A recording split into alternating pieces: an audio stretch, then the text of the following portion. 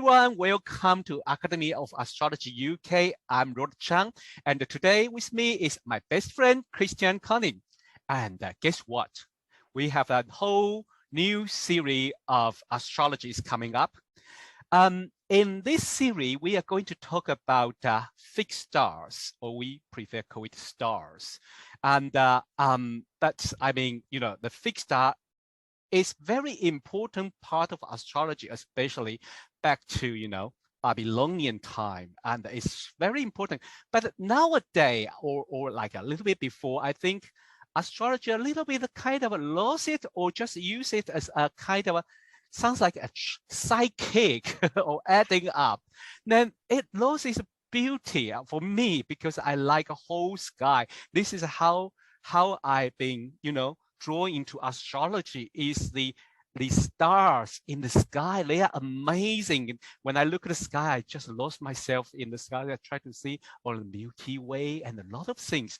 So both me and Christian, we really love fixed star in astrology. So I just like one day I just thinking, hey, Chris, how about we have a, you know, a little series on YouTube started talking about fixed star. So I just like invite my best friend, Christian. Hello, Chris. Hi, Rod.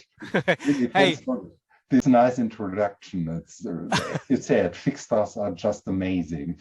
I know, because I can talk about all day. So with this concept in mind, we have to just like have a time limit, you know, if not we will bala, keep talking, and totally forget about everything. So Chris, what are we going to talk about today? We are talking about the lovely star Vega, and we thought it might be a good idea to just focus on one star in every episode. And today we are talking about Vega. Yeah, I think you should be careful because both me and Christian, we love to tell the story.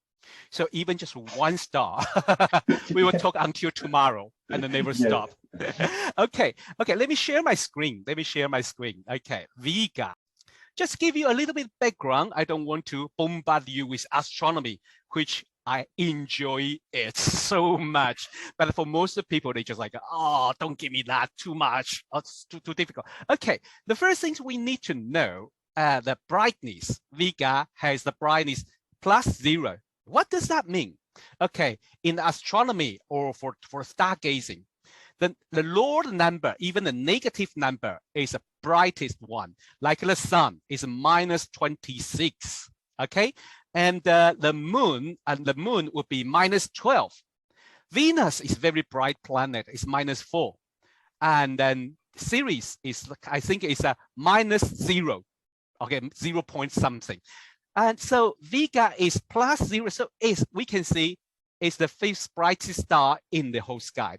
I want to talk about a little bit spectrum. I mean, this is so astrophysics things. They categorize as A class. But which means what? If I speak in normal language, it tell you this star is a little bit more like a blue-white-ish star, and which means this star is young in their life. Still billions, still 1,000 billions years, okay? But it's a young star, younger than our sun. Our sun is a star, okay? Our sun is a star. Okay, I will skip the right ascension declination. You need to know, but is if you want to into astronomy, that is quite important. Is how we measure the sky. Okay? Like a declination is about celestial equator, 38 degrees above. But this gives us one information, is this star, I mean, later you will hear we talk about this star's story all around the world, from Greek, Roman, and from Babylonian, from Arabian, from Hindu culture, from Chinese culture, even Pacific culture. They all have story, and they all see the Vega as a very important star in the sky. Because what? Because it's declination. We can see it in whole sky, no matter where you are in this world. This is important. There's some part of sky, some part of star, you couldn't see it when you are in South Hemisphere. There's some star in the South Hemisphere, you couldn't see it when you are in North Hemisphere. But it's interesting because it's location. the only place you couldn't see Vega in the Earth is Antarctica. But also quite interesting, another thing, I mean, this is a little bit extra and advanced information, you can skip it, but I want to tell you is, if you're living above the latitude in North Hemisphere, north 51 degree, like London, like Münster, this place, Vega will become circumpolar. Am I right? The word I pronounce circumpolar, which means it will always in the sky. You can see it every day, but it's just gradually changing the position. But if you just a little bit lower, like a 50 degree, like a Kiev or Brussels, then it will disappear from the sky from time to time. So this is interesting, like if you are like London or England or like a little bit north than, you know, North Germany, you can see it always in the sky. Well, the last page I want to bring to you is most important for most astrologer, but it's somehow, I mean, I don't really, I mean, we will, in the future, we will talk about it, why I don't really apply it very hardly. It's celestial longitude, which, well, converted to astrologer's language, where it is in the zodiac. Okay, I give you 3 degrees. One is in now, today, in 2022. It is at 15 degree Capricorn, 37 minutes. And you probably want to know where it is, and in your birth chart, it gradually change according to the year. I think it's around 74, 75 year, move 1 degree. All the fixed star, all the stars move like this. In 2000, in the year 2000, it's 15 degree Capricorn, 18 minutes. And in 1980s, it's a 14 degree, 45. To be honest, I mean, let me just quick introduce the things, because I was just like talking with Christian, should we introduce a pyramidal or things? I just say, because the reason, I have to show you one chart first. Okay. The reason is like this. Like why me and Christian, why don't really apply its so-called zodiac degree is like this. Here is zodiac. If you see in this map, this part is zodiac in south part of sky. You can see Libra, you can see Scorpio, okay, you can see Orpheus. So here is ecliptic around here.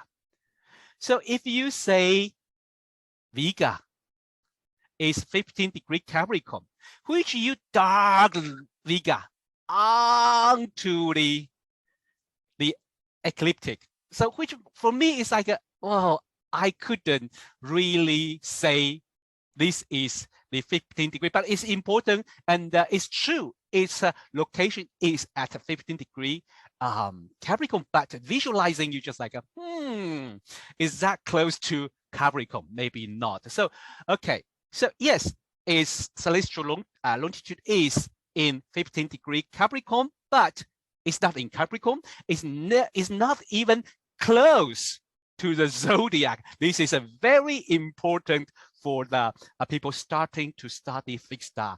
Keep this in mind because this is quite important. Another thing I like to show you this chart because I like it. You can see I set the date is in May because Vega is one of the famous stargazing target in the summer. I think most of us heard about summer triangle. The 3 beautiful stars, you can see it form a beautiful triangle, which is the Vega from Lyra, and the Otter from Aquila, and Denebe Adichie from Cygnus.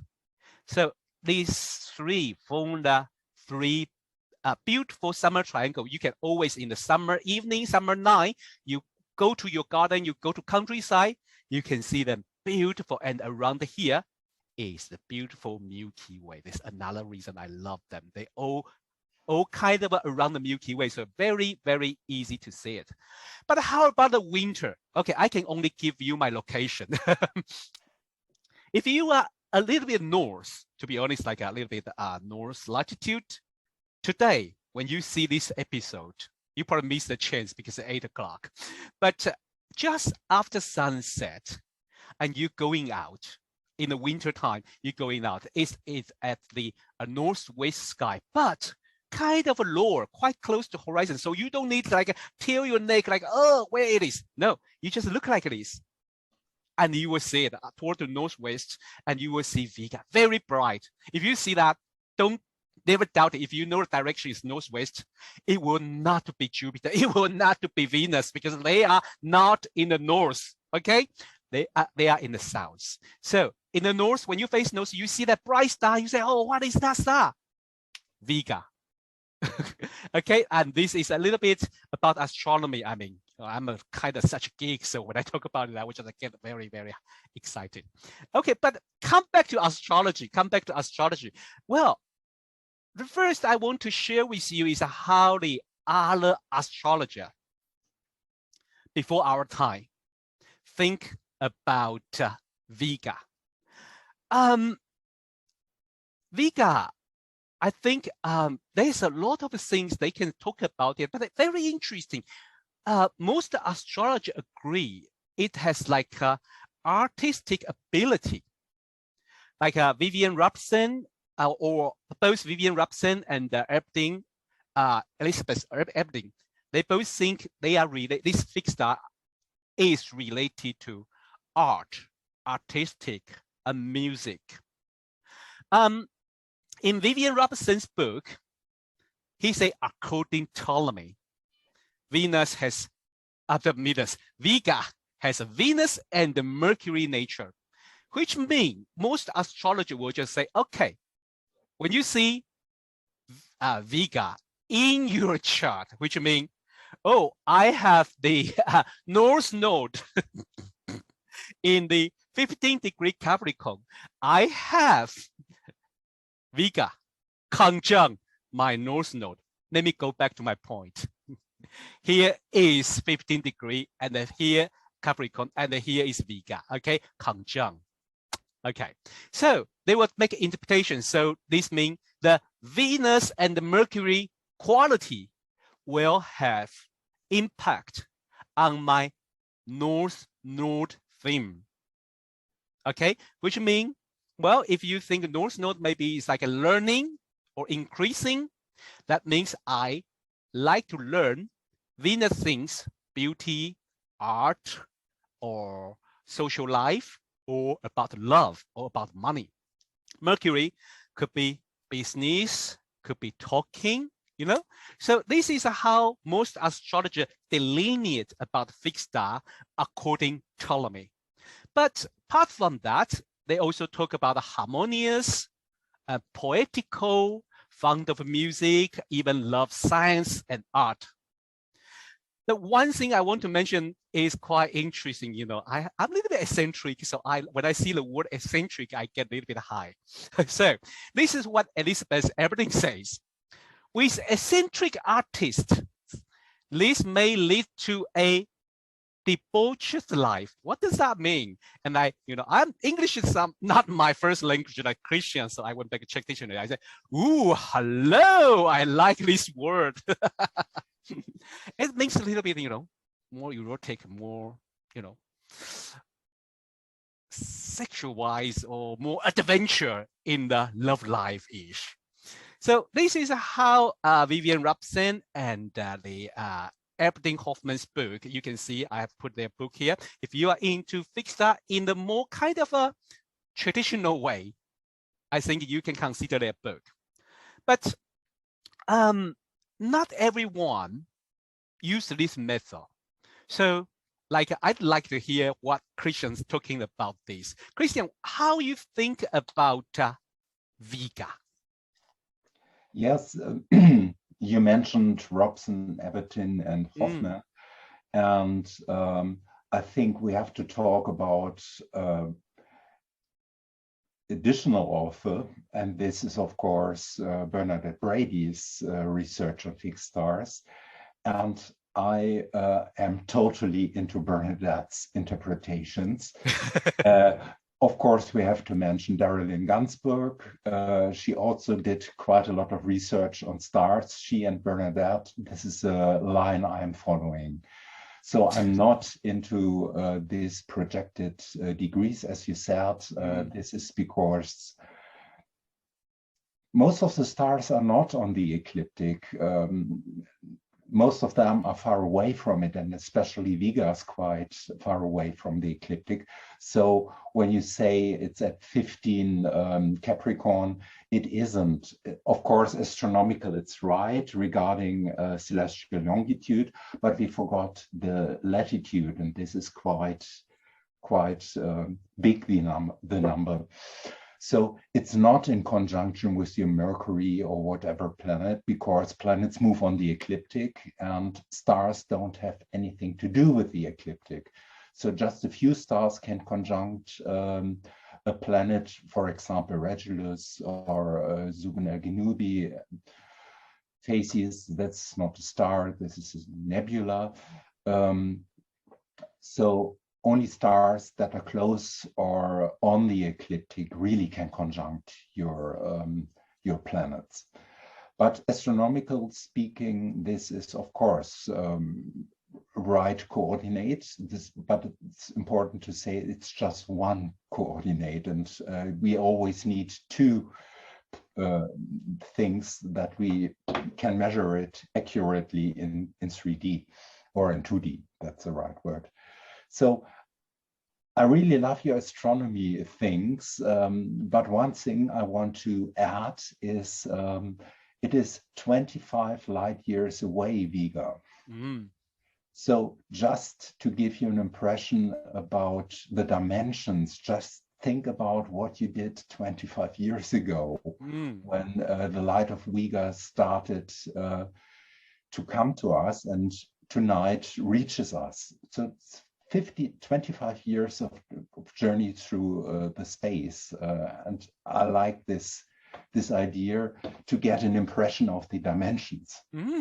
That's very interesting. I start my slides. Just oh yes, please. One moment, and I have to do this. And Vega was our pole star, because the pole moves due to precession, and it will be the pole star in 13,727 years. Vega, however, will never come as close to the celestial pole as our pole star currently is. And the Arabs called Lyra the swooping eagle, just to distinguish it from Aquila, which was considered the flying eagle. And swooping, not because it falls from sky, but because it attacks its prey. However, it's not certain that an eagle was really meant here, because the word in Arab could also mean vulture. And because until a few hundred years ago, this constellation was also known under the name vulture. And as you know, as an animal, the vulture does not have a good reputation, doesn't have a good press. Most people are disgusted by them. But vultures do not kill. They just are garbage men, so to say, which means they effectively clean up, for example, on the battlefield. And in Tibet, so-called sky burials are still performed today in the Valley of Buddha, near the Tibetan seat of gods. What they do, the corpse is symbolically provided with food for 3 or 5 days in the house, and the Lama reads from the Book of the Dead for the soul to leave the body. And then the body is taken to the burial place before sunrise. And the body is cut up and left for the attracted vultures. So vultures carry the dead into the bardo, and this is a state between death and rebirth. So this is the meaning of a vulture. But we are also talking about a musical instrument, the lyre, as you said. And this brings us to the Greek myth of Orpheus, because Vega is mythologically linked to Orpheus and his enchanting music. And the lyre was given to him by Apollo, as you might know, and Apollo had gotten it from his half-brother Hermes. And Orpheus was the best singer. And with his voice, his lyre, he captivated gods and man and even animals. And when he played, the trees, as they said, the trees bent to him and even rocks wept. And the Orpheus myth is about the difficulty of coping with a loss, I think.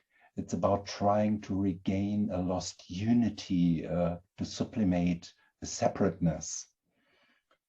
And Orpheus was married to the nymph Eurydice. And when someone tried to rape her, she died by a snake bite while fleeing, and Orpheus can't cope with Eurydice's death. And through his magical music, he penetrates the underworld to persuade Hades to give him back his wife.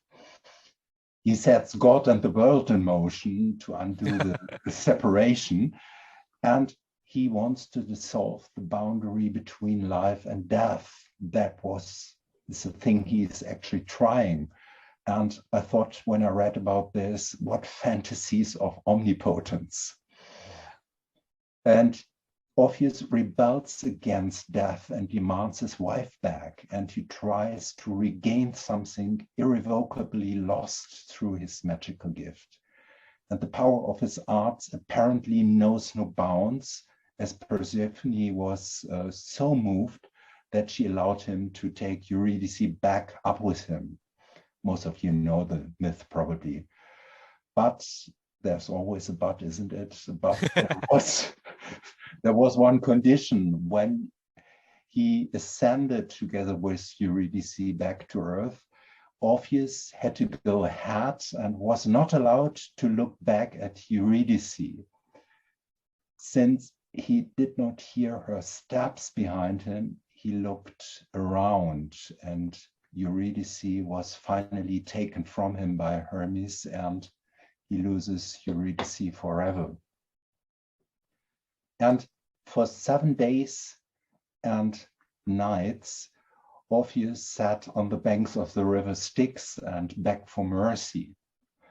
And Orpheus, as Ovid relates, was torn apart in his home by drunken followers of Dionysius. Is that the right word to say it? Dionysius, something like that. The head and the lyre of Orpheus swam into the Aegean Sea and washed ashore on the island of Lesbos. And the head sang on and on until Apollo commanded it to be silent, and his lyre was then placed in the sky as a constellation. And when I dealt with Vega, I found on the internet a really thrilling and interesting essay of a German psychoanalyst, Sebastian Leikert. And he really wrote this fantastic essay about Orpheus in 2007.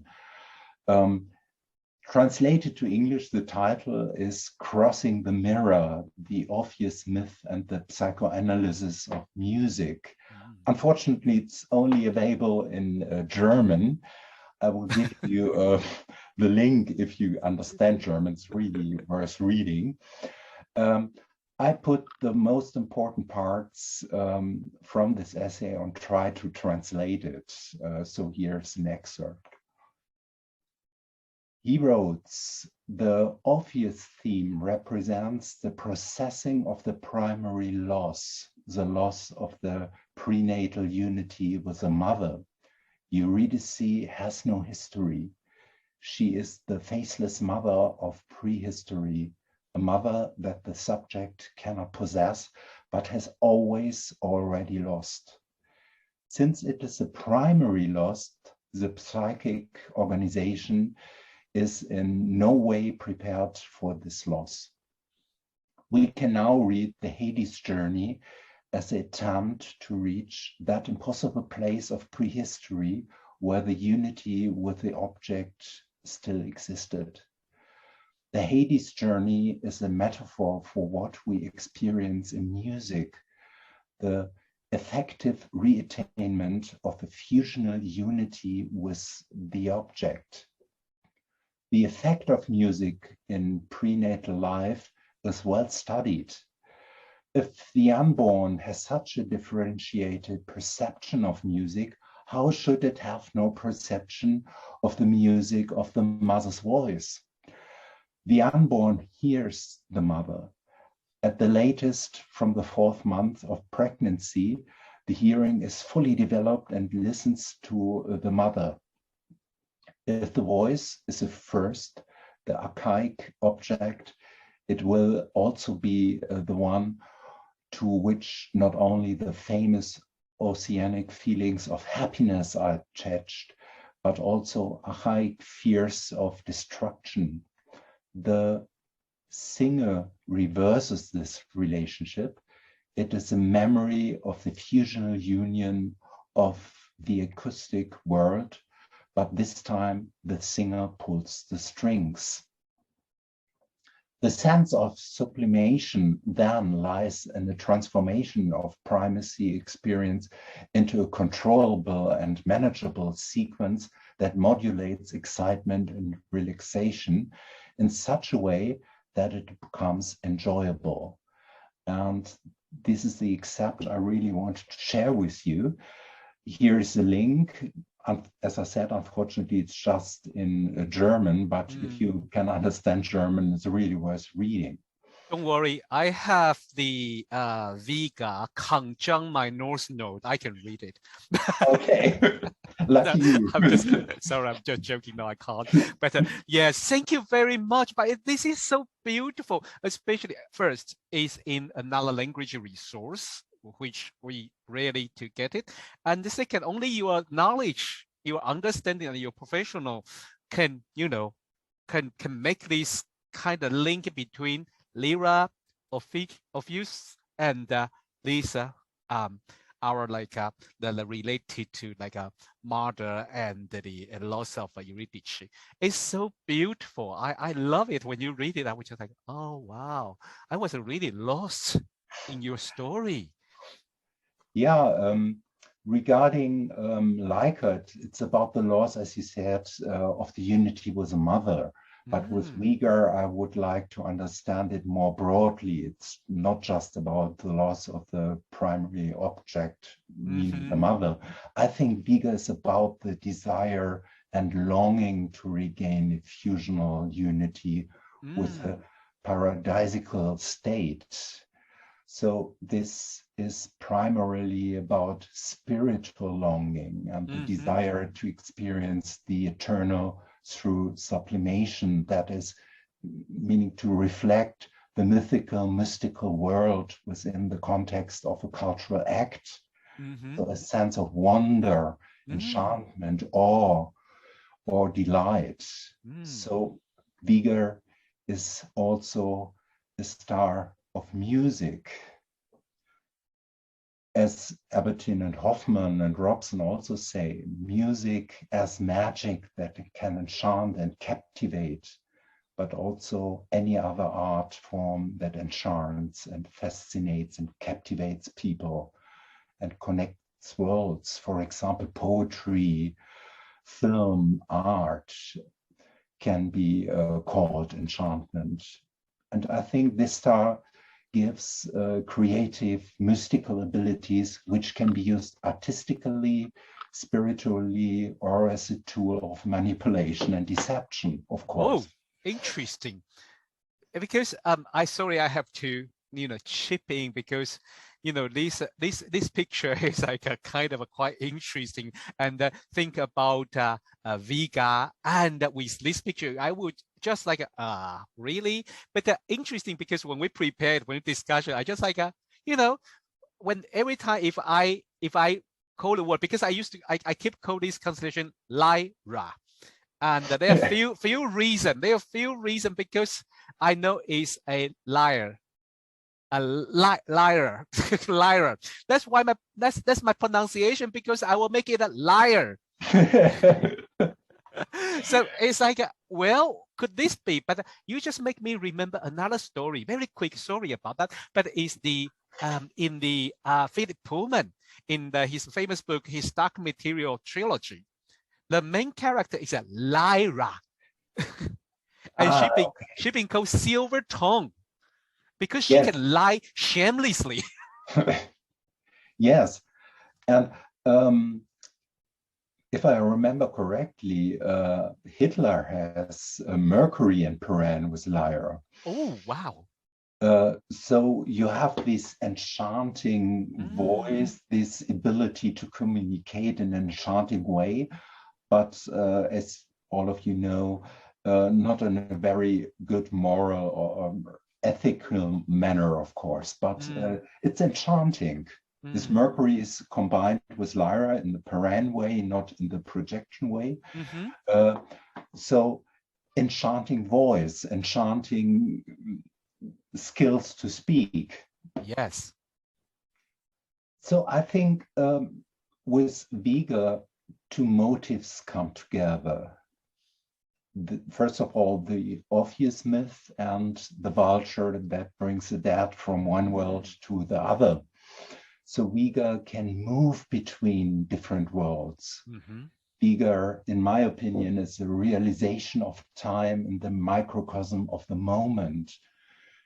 So this star, like Orpheus, has a mystical nimbus, and Vega wants to be touched by the sacred. It is a longing, as I said, for an enchanted world, for the transcendent. And since the longed for states are always beautiful, but seemingly unattainable, the longing is often bittersweet. So Vega describes people who seem to come from another world and who want to restore a lost unity through their charisma or through art. And as I said, it's the power to move others, to shape the world, and not just to manage it. And that's why Vega has a great impact on other people, as I said, with Hitler. Wow, beautiful story and beautiful picture. I always look at your picture, I would just, wow, how could you do that?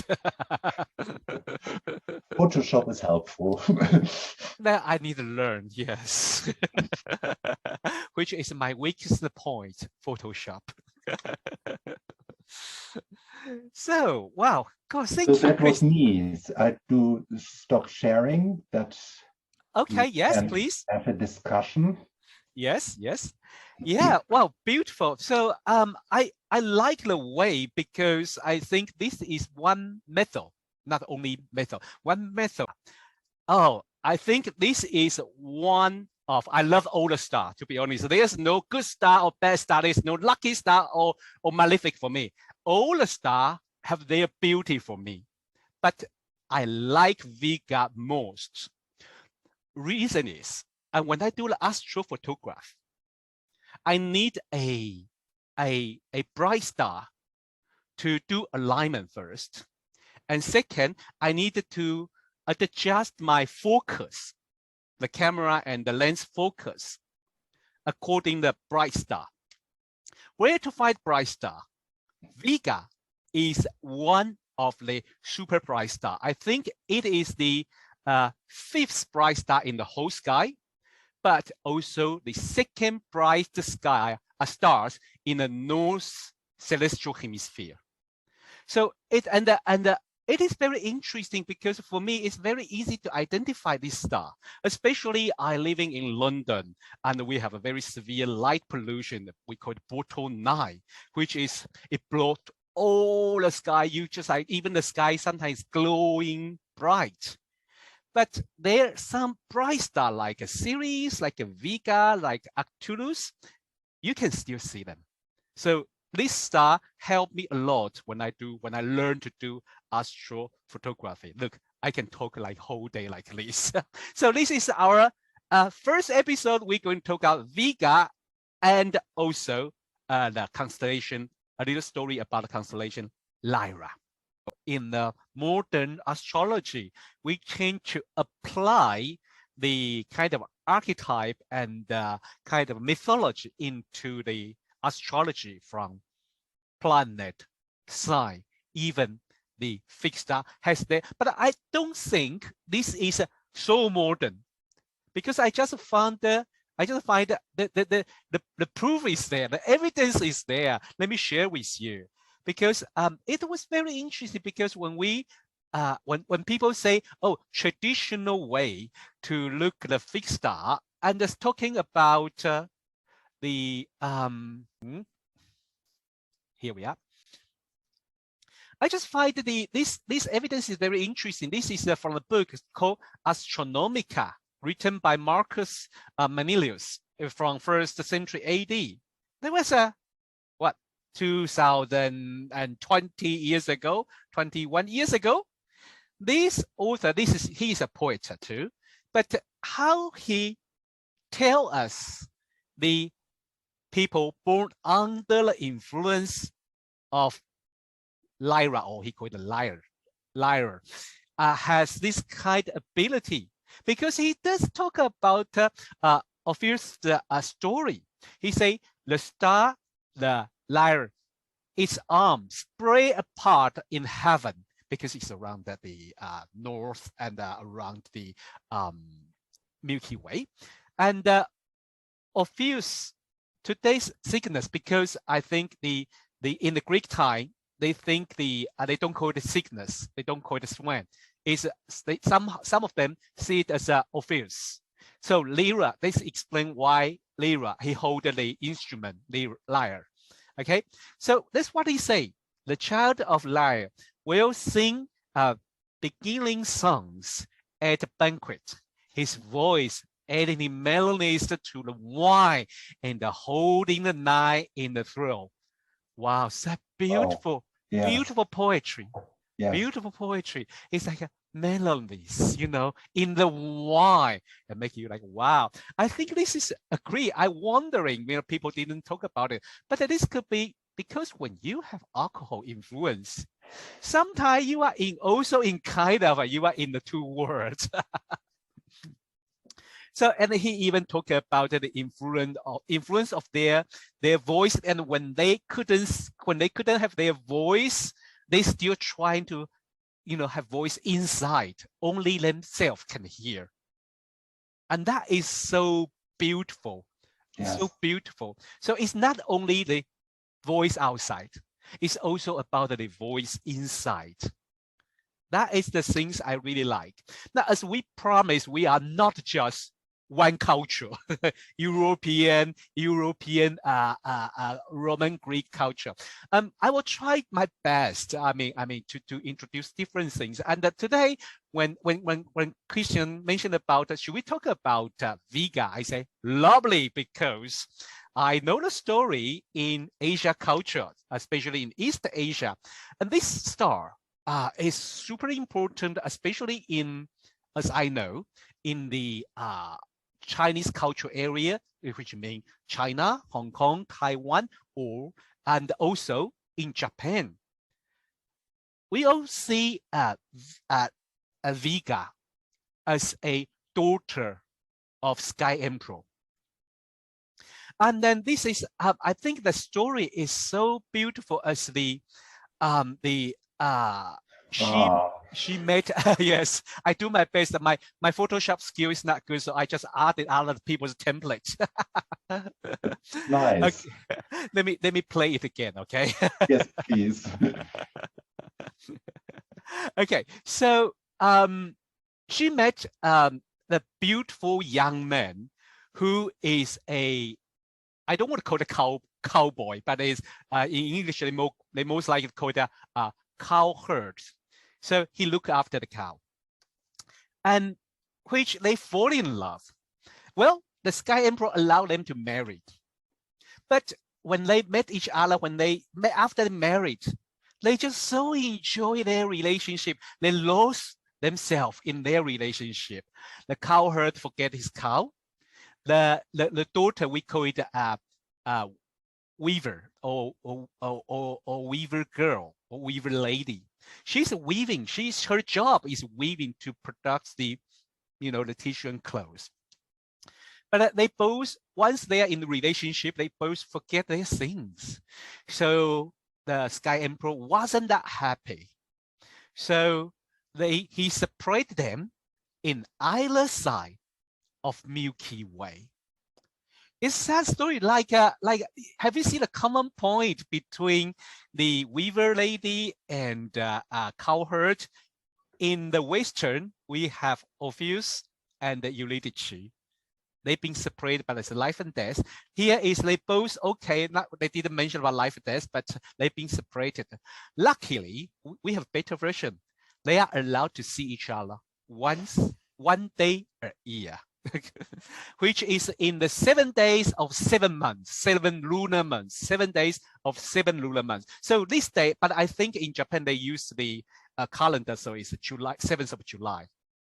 Okay, but it's a beautiful way. The story according in Chinese version, these two young lover, well, it's 1,000 years now, but still young lover, when every time they see each other, the beautiful things, because they have to cross the Milky Way. It's another crossing story. They have to cross the Milky Way, so the beautiful, the bird of magpie built a bridge for them. Have you seen? I try very hard to stuck them here. cross the Milky Way, which is the magpie present in the western sky is sickness, because it spreads wing across the Milky Way. It's interesting. So in Chinese culture, it become magpie. And so like they can see each other once a year. But interestingly, in Japan, they have the similar story, different story, but on the same base about the weaving girl and about these 7 days of 7th month. So under the symbol of bamboo and those beautiful decoration and make-wish things are hanging on the bamboo. This is from the Japanese culture. I like it, but I don't want to talk too much about it because I don't really deep into inside. So I just mentioned about the Chinese culture. This is the things I know. And well, according to the Chinese classic literature study, the story, the mythology of cowherd and the weaving girl are indeed from astronomy. The Vega and Vega was called mention of lady, and the otter in the aquarium is the eagle one is the called mention of cow. So they are right next to each other in the Chinese astronomy, in Chinese ancient astronomy, and each side of a Milky Way. So they make this beautiful story to remember their position. I quite like this because I think it's the which is the most beautiful things I can see. And it's about the love. It's also about the separation, but it's also have the cross the threshold, cross the ability. This is my photo I took in the Stonehenge. You can see the lower right. Well, wow. I just start to learn this should I call it art? Yes, astrophotograph. And you can see the summer triangle. I mark it. You can see on the lower is a quail, is an otter. So in Chinese culture is cowherd. You can see the Milky Way. Have you seen the beautiful silver belt? That's the Milky Way across the sky. This is summer Milky Way. But you see from the north hemisphere, you can see Vega is right up of Milky Way. So that's why they either side, they've been separated by the Milky Way. They've been separated by Milky Way. Then I also mark the Cygnus, the Deneb Adichie, the bright star, which is another one in the summer triangle. Is in the Greek mythology is the swan or Orpheus, or in Chinese culture is represented by the bridge made by magpie. Well, I'm just a little bit show off because I think now is the little bit we have all the story, but I want to show you this is another photo I took and marked the three place, yeah, and you can still see even that there's a lot of stars. These three bright stars stand out mostly. Let's see how it looked like in the shape. This is the, if you are into the astronomy and stargazing, there's a free software or free app. It's a very, very useful. I think this one called, what do we call it? I need to. Stellarium is free and is very beautiful. Okay, you can, according to your location, you can see what star you can see tonight. And this is Lyra, and Vega is on the top of it. Vega is in the top of it. So this is from a music instrument. Very, very beautiful. I want to share, and you can see the photo on the up right. This is Vega. I took this photo. You can see it's very bright and a little bluish. Have you seen the light and those little bit cloudyish? Very beautiful, very beautiful. It does cause a lot of what should I say, hallucination for me or reflection, because when I using the different lens, sometimes it will have a light here, light there, and I was like, what's wrong with that star? How could I see a beautiful nebula, but no, I couldn't find it on the astronomy app? No, it doesn't exist. It's the reflection of my lens. Okay. So this is another Lyra's ability or Vega's ability. Cause you like, am I? Okay, another thing I want to share you is my astronomy work. Okay, is between there is one target, very famous in astrophotography, in this constellation. We call it Ring Nebula. I show you here on the lower right photo. You can see these two stars is these two lower star of the Lyra, and that there is something in between. You can see this one. Okay, usually with your eye you couldn't see it. I use the camera and taking nearly 400 photos of 30 seconds. Oh my Lord! Stuck them together.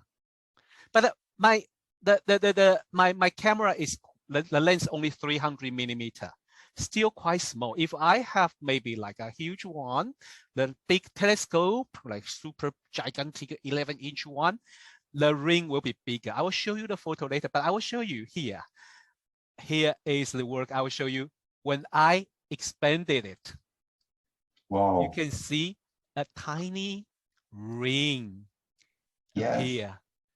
This is my first week. This is a so-called planetary nebula, which is a star after it finishes life, but it's not big enough to cause the black hole or supernova. So it is still finished, but it has a remain of beautiful color around it. I like this. I will show you another photo. This is from Hubble telescope. It's from ESA and also NASA. So I created them, okay? This is if you use Hubble telescope. If you have, then you can see it's look like this. Next time, I mean, if I have time, if we're talking about Aquarius, I will show you a large similar photo of it. It is a similar planetary nebula look like this. Well, this is our first episode of a Let's Talk About Big Stars. Christian, how do you feel? I'm excited. I want to do more, and I really love the Chinese and Japanese story you told us. It's so interesting, different cultures, different stories, but in a way it's similar, isn't it? Yeah, this is what I like, because when you compare the different culture, when you compare the different story of the stars, sometimes you can find a common point. So why ancient people in different place, different country, they share the same concept, maybe one or two only, to one star. And maybe we should consider that concept could be, you know, more prominent for this star. Maybe not for you. I think it is sometimes this is very particular, you know, for very personally too. What I like is, I mean, when we look at the stars, try to understand those story. What does that mean for the ancient people? But also think about what does that mean for you? It's your own nest.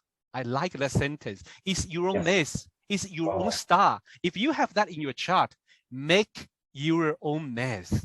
I really hope you guys enjoy today's first episode of Let's Talk About Fixed Star. Well, if you like it, please subscribe our AOA UK Academy of Astrology UK channel. Our next episode will be next month. I think it's on 25th of February. And Christian, do you know what are we going to talk about it? I think it was about Orion, wasn't it? Oh yeah, because I like this constellation. Because let me give you an idea. If you going out tonight, you face south sky, you will see Orion, the huge giant, and then you will see famous Orion belt. I think we're going to talk about the focus on Alnilam, which is one of the 3 star of the Orion belt. And I have also some beautiful, I'm very proud of that photo, beautiful nebula photo around there to show you because I love them. Orion is one of my most favorite constellation because there are so many nebula, so many. Okay, so we were talking about the Orion belt and Alnilam Orion, and then so you know there is like a lot of story there. And do you know they call it Nursery of Stars in this area? Nursery of Stars. Lot of stars born and grow in this area. If you have any question or feedback, please leave message in the comment area below, okay? Or send a message to @AOA UK on Telegram, or email us on aoainquiry@gmail.com. But if you want to contact Christian, his email is on the screen, okay? Post at christianconning.eu. Okay, please join us. We have a group on the Facebook, a Fixed Star group. So I also list here, we have a Fixed Star group. You can copy the link or write it down. I'll put it on the comment area then in the description area underneath, okay? And please join us in that we can learn Fixed Star together, okay? Well, I want to do a little bit advertising. If you are totally beginner, I mean, you listen to mythology, you like it, that's fine. You enjoy Christian's beautiful voice and the beautiful story. But if you are totally beginner, you want to learn astrology, me and Alejo Lopez, we make a series of video podcasts called 10 Minutes Astrology. It's very beginner, among the beginner, so you don't need to have any idea about astrology. You learn it from zero, okay? Next Friday, our tutor team will come back and we will talk about February's important astrology transit, which is Venus-Mars conjunction. And we will talk about the new moon in February and full moon in February and how does that has impact in our life, okay? Well, stay in tune. Bye-bye. Bye-bye.